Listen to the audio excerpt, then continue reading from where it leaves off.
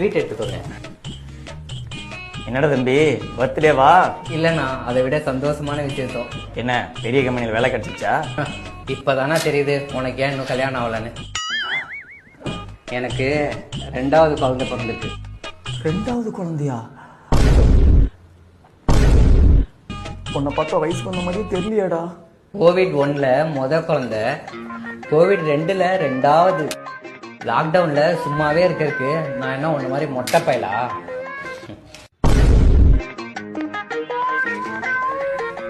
அப்புறம் ஒரு முக்கியமான விஷயம், மதியானம் லஞ்சுக்கு வீட்டுக்கு வந்துரு. பிரியாணி சொல்லியிருக்கேன்.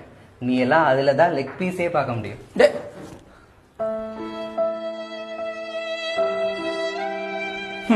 இந்த பாலா போன நாட்டுல குழந்தைகள்